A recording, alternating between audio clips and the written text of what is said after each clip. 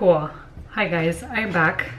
It's been a long one, but there's still been really good activity on my YouTube, so I'm thankful for your guys' interest, or maybe it's just self-interest in growing, you know, your career in UX, but nevertheless, it has encouraged me to put more videos forward, just from based on the people I've talked to, and just like collecting all the questions that people has asked me in the past and putting into one video. So today I'm going to talk about my interview experience. I have a video about, I guess, my job search strategy, which is, I guess it talks about job search versus what actually happens in an interview. So I wanted to take time to talk about that today. A quick update. I actually left my current or my past job, and I'm actually onboarded into a new company. I did not leave in any bad reason. I simply knew what I wanted for my next, I guess, career opportunity or for my next job and my next role. So when that opportunity came up, I had to say yes, I had to take it. And I have to say, it's been a really good choice for me. So I would say, in the spirit of interviews, I could say I've been through the interview process as a product designer twice. My outline of this discussion would probably be a quick overview of essentially what to expect, the structure, what to expect in an interview, who you'll be talking to, and the questions, general questions, common questions that'll be asked, and questions that had stumped me that I want you guys to be prepared for, potentially. The interview process is a very, very long process. I would say from start to finish, it would look like a month. Essentially, it'll take a month long because you're talking to so many different people. As some of you might know, usually it starts with the recruiter, so someone from HR. Then if you pass that, you meet your manager, who is your design lead. And then if you guys have a design team, you will meet the rest of the design team. Someone from product, so a PM, I've met PMs or the VP of product. And lastly, the last round would usually be the CEO or the founder of the company. So I guess companies that are small enough where you're able to reach the CEO, you would usually interview with them as well. And so from my experience, I've mostly interviewed at really small companies, like between 100 to 200 people. That's what I would consider small, or less. Talking to all these people would span a month, right? So once you interview with the recruiter, you know, they may set you up for another time to meet this week and the next week, and then each week you're just meeting up with someone. So it does take a really long time. It's pretty strenuous, and if you add like a project to that, if they make you do a project, it could be even longer, like 2 months. All my interviews have been virtual, obviously, because of COVID, but also I've made a vow to myself to only ever take remote jobs. That has been working really well for me. So all my interviews have been remote. So the screener, usually like a phone call or via Zoom, something really quick, like 30 minutes tops. And then they'll just ask you really basic questions about your experience, why you want to work at the company, and basically like a boiler to make sure that you say who you say you are, your experience is what you say you are or what you do, and then they'll then pass it on to the essentially your manager, and then you would schedule a Zoom call or meet your manager in person, whatever that may be. Usually at that point, I am preparing my portfolio. I'm picking 1 or 2 projects to go over with them. So the second round is usually meet the manager, go over your portfolio project. Once I meet the manager, I've been given like a take-home project. I've actually never done a whiteboarding exam. Someone has asked me that. I don't know why. It's not that it's not common. I think out of all the companies I've ever interviewed for, either I haven't made it far enough, they have given me a take home. I think I've only been asked to do the whiteboard like twice, but in those interviews I never like got that far. So I actually never had to do a whiteboard exam. I've done 2 take-home exams, and usually they just give me a prompt, and I spend like a week or 2. That actually doesn't happen quite often now that I think about it. Even in this role that I have landed, this company that I've interviewed at, they have never asked me to do any of that. It was essentially just showing my portfolio, and that was that. What's interesting is that some companies that I've talked to, some actually do find it unethical to give projects as part of the interview process. So I think that might be a reason why some companies just don't do whiteboarding or just don't do take home. And then sometimes when you do that like take home project or whiteboarding, you would meet up with the rest of the team, present to them. And once that's done, then sometimes you'd meet, you know, the head of product or some PMs, essentially your cross-functional teams that you'd be working with, get to know them and how they work, and vice versa. And if you've gotten that far, it's a pretty good sign. Then the next step sometimes would be meeting the CEO, and that is very daunting and scary. But at the same time, if you've gotten that far, definitely your skills are already been vouched for or validated by your previous interviewers.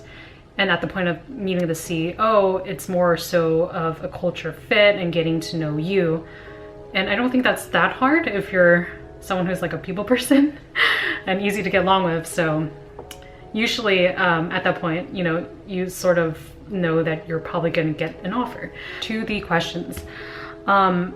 So I don't know. I remember when I graduated Springboard, someone had gave me like a resource of like all these like interview questions potentially interviewers can ask product designers or UX designers. And I just remember reading through that and just was baffled by how complex some of these questions were. It was like very technical questions that really tested your knowledge. And from my experience, I've never been asked anything out of my knowledge, if that made sense. I don't know if it's because I'm still, I guess, considered a junior because I've only have 1 to 2 years of experience, and maybe, I don't know if at a senior level they'll ask you those like technical questions, but certainly I was never asked anything out of my breadth of knowledge. So it wasn't anything crazy. No one has ever asked me a question to just stump me and really test me. And I think if that was truly the case, I would reevaluate that company. Because I remember my friend said he was in this interview and someone straight up asked him, do you know the 7 heuristics? I don't know if any designers have that memorized line by line, but how does that pertain to your value or what you could give, what the value you could give to that company? You could Google that as long as you essentially know how to exercise the heuristics, right? So that was a really bad experience for him. It really made him see that that was a company that he wasn't willing to work for if they were going to be extremely critical or judgy. So yeah, nothing crazy. So basic questions really. So before even portfolio, just getting to know my manager, questions that you should expect is basic questions on your experience. They're going to obviously look through your resume and ask you where you've been, why you left, what your role was at that company. As a career changer, like why do you want to do UX design or product design? What led you to that? What your design process is like. Lastly, have you worked with other cross-functional teams? So I think in the beginning, I was asked this a lot when I was first starting out was, have you worked with an engineer before? Have you worked with a product or project manager before? And I think those were like the top 2 questions that stumped me, because at that point in my career, I really hadn't had an extensive experience working with those cross-functional teams. And so finding a way to answer that. I was stumped the first time, didn't know how to answer that, and I had to find an answer for that. And the next time I was prepared because I was asked that again. So certainly they'll ask you sort of the team structure you've worked in before and how you work with others. Other questions I've been asked, and more so recently, that I thought was really interesting, that someone had asked me this. What are some UX leaders, UX researchers, or whatever do you follow? And the second... Sorry, my camera got cut off at this point, but the second question I've been asked is, what is the design mantra or value that I live by? And I thought these questions were extremely fun to answer, and I highly suggest, even as a designer, to think about, have in your back pocket. And then as we move on to portfolio, I think this one really like scares people a lot. And I have to say, you know, if they've like looked at your portfolio and you've gotten this far where they want you to speak on it, I would say like relax a little bit, you know, like breathe, know that they already like your work and you just need to elaborate on, you know, your works. So lately I've only been selecting one project to show. Sometimes it's good to sort of ask them in advance, like, is there anything particular that you're looking for in this portfolio review? Are you interested in UI? Are you interested in the research portion? Are you more interested in the process? Usually it's the process, but sometimes I find myself led to ask those questions so I could make sure I put more emphasis on those points rather than the others. At the end, usually the manager is gonna Q&A, ask you questions, maybe to reiterate some points that you didn't elaborate on and they're interested in, or question, why did you make this decision over the other? The two questions I always get during portfolio reviews is, what is your biggest learning, like your biggest takeaway from this project, and what you could have done better? So when it comes to portfolio reviews, I really, you know, you could go either way, right? You could pick a project that you're passionate about, or you could pick a project that you can be passionate about essentially, but maybe a project that aligns more so with what the company product is or app is. And so sometimes I find myself in those two, you know, pathways. I could go one or the other.